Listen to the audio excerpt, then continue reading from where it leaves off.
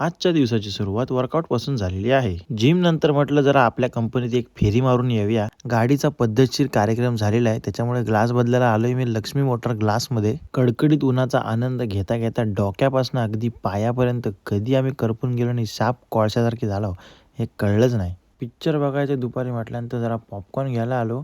डीमार्टला बघतो तर काय शनिवार बाजारासारखी गर्दी. पोटापाण्याचा पण काहीतरी विचार करायला पाहिजे. आज काय दिवसभरात प्रॉफिट झालेलं नाही आहे. 1-2 तुक्के मारायला लागणार आहेत वाटतं. High demanding golden chicken indicator auto buy sell works on all market.